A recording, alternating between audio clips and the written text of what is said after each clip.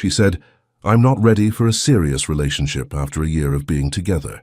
I replied, "That's okay." After that, I stopped supporting her financially, stopped the care and attention, and only asked her out casually from time to time. She finally learned what not ready really meant when I started dating her cousin. She said, "I'm not ready for a serious relationship after a year together." I paid the bill, drove her home, and that was it. She looked a bit confused, but I was done talking. Sometime later, she finally understood what "that's okay" meant. When she saw me walking into her family's dinner party, holding hands with her cousin Emily, she just froze, shocked, angry, maybe even embarrassed. I just nodded, said hello to her parents, and carried on. "That's okay" didn't mean I agreed. It meant I was finished trying to prove my worth to someone who never saw it. If she wasn't ready, that was fine.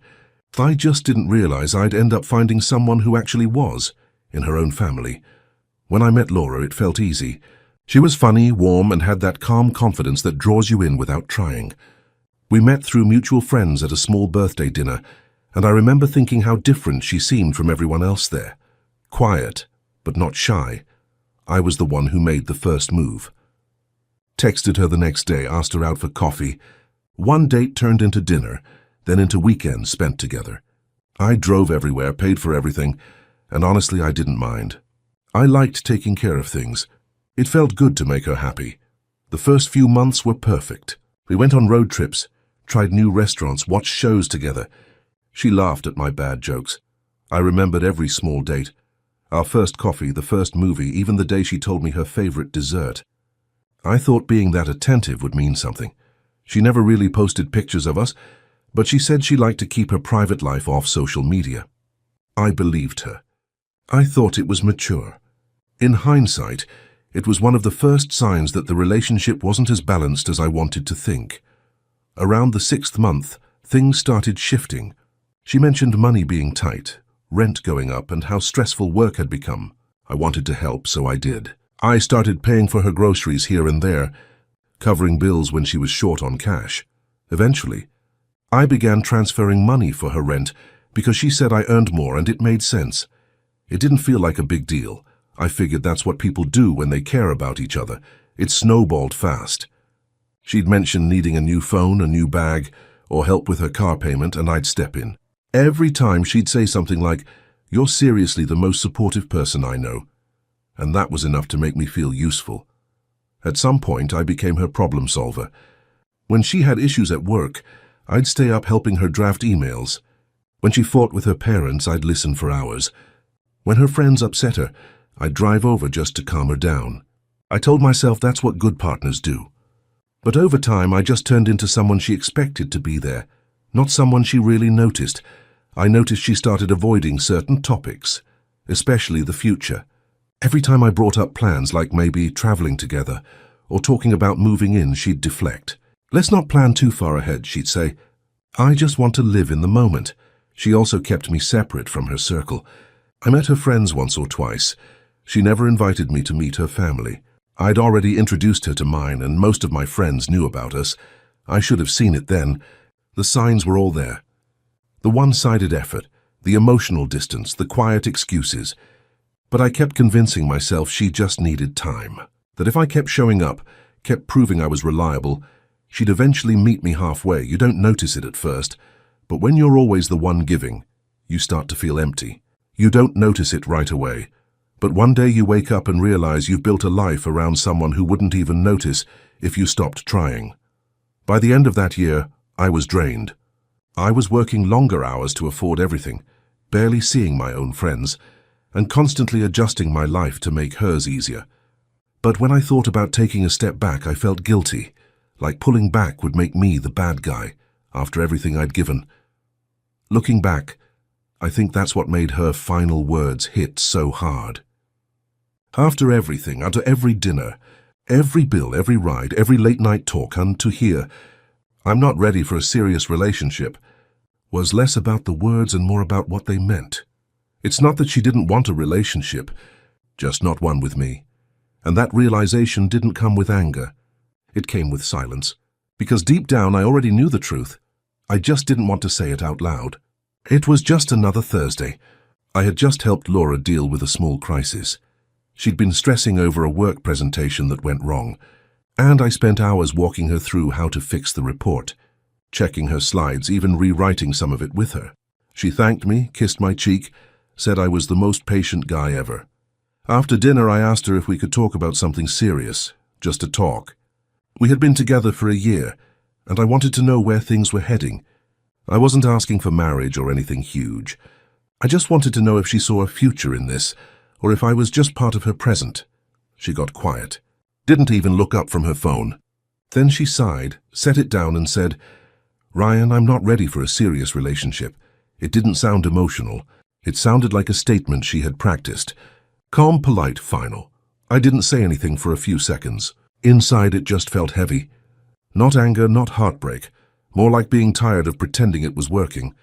I had spent months trying to make things work that clearly never would, so I just said, "That's okay." She looked up, confused. Like she was expecting me to argue, to convince her otherwise. When I didn't, she asked, "That's it?" "Yeah," I said. "That's it." I paid the bill, wished her a good night, and left. The drive home was quiet, and for once I didn't feel like fixing anything. It was strange. I wasn't angry, just clear. For the first time in months, everything made sense. The next few days were weird. She texted like nothing had changed. Memes, small talk, even sent a selfie of her at brunch. I replied, but short. I wasn't cold, just done. Then came the first test. A few days later, she messaged saying her rent was due and she was a little short this month. Normally, I would have transferred money without thinking. This time, I just said, "I can't help you with that anymore." She replied with a question mark, then, "Are you serious?" "Yeah," I wrote. "I think it's better if we keep things separate." She didn't like that. The tone changed fast, from surprised to annoyed. "Wow, after everything, you're really going to be petty?" I just left it at "take care." That was the first real moment she realized something had shifted. After that, I stopped doing the little things too. No more good morning texts. No reminders about her deadlines. No checking in. When she called, I let it ring out if I was busy. When she asked to hang out, I said I was working late. At first, she brushed it off. Then she got annoyed, then confused. 2 weeks later, she asked, "Did I do something wrong?" I told her, "No, you didn't. You just said you weren't ready, so I'm giving you space." It wasn't sarcasm. I meant it. I was just done trying to fill a role she didn't even want me to play. From there, her behavior flipped. She started calling more, texting more, even suggesting we meet up to talk things out. I agreed once, out of courtesy. When we met, she was suddenly warm again, laughing, touching my arm, asking if I missed her. She said maybe she was ready now, or at least thought she could be, but it didn't feel right anymore. The switch wasn't because she had a change of heart. It was because she felt the loss of attention. That's different from love. I told her I didn't think it made sense to go back. She didn't take it well. Said I was cold, said I'd changed, said I must have met someone else. I hadn't. I was just done being the backup plan in my own relationship. Over the next few months, we drifted completely. Every once in a while, she'd text, a random "hey" or "I saw something that reminded me of you." I'd reply politely, but nothing more. Meanwhile, I started focusing on myself again. Went back to the gym, saw friends I hadn't seen in ages, picked up some old hobbies I'd dropped. It was strange how fast the noise faded when she wasn't in it. People always talk about heartbreak like it's this big emotional collapse, but for me, it was more like quiet clarity. Once you stop explaining, stop fixing, stop hoping, there's not much left to grieve. By the time she reached out again, months later, it was for a different reason. She wanted to catch up, said she missed the way I made her feel safe. I said I was glad she remembered, but that I wasn't the same person anymore.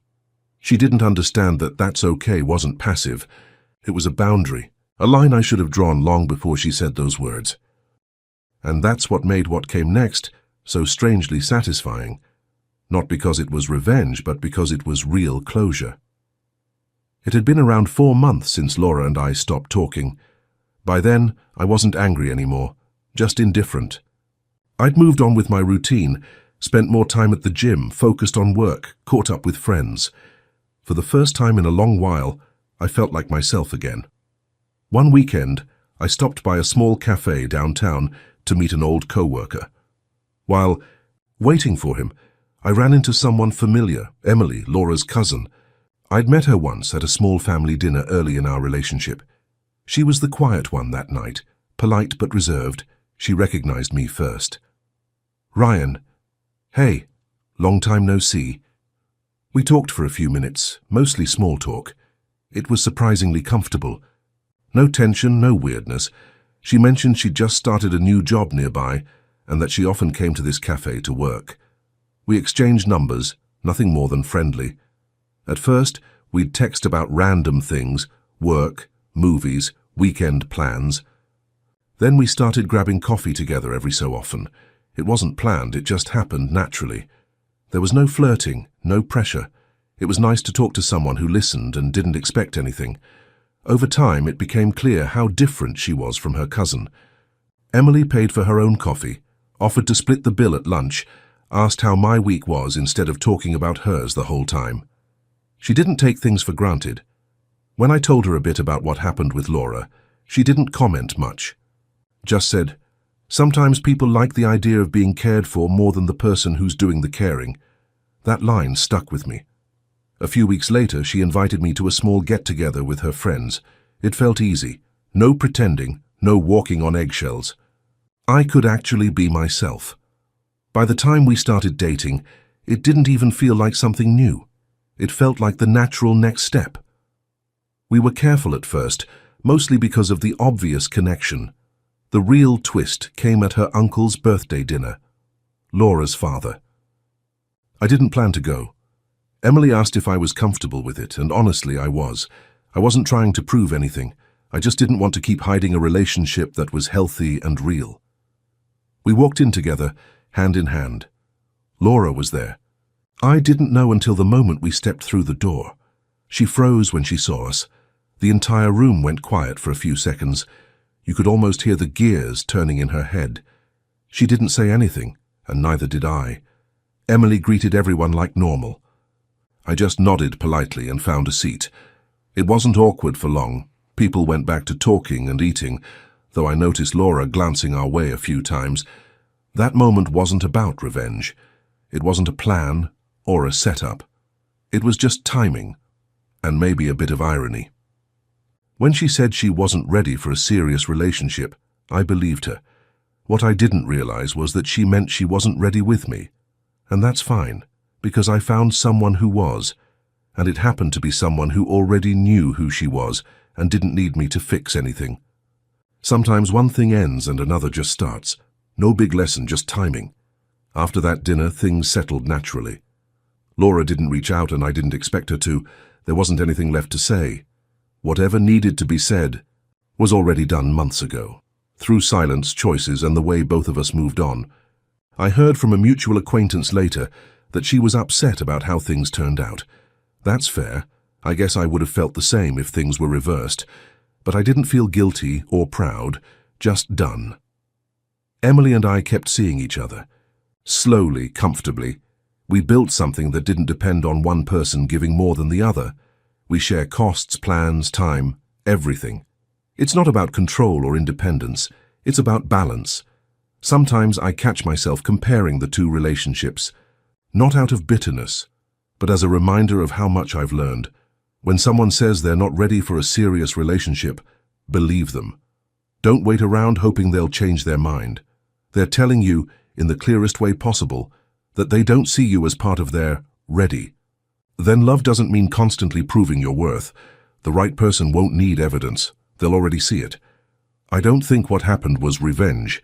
It just worked out in a way that made both of us face reality.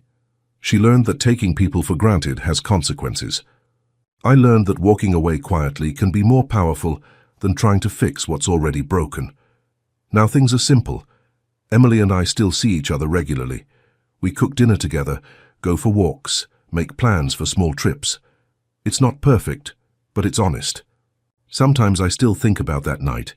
She said she wasn't ready and I said, that's okay. Back then it felt like the end, but maybe it was just the start of something better. She wasn't ready, and that's fine. She just didn't expect not ready to mean losing me for good.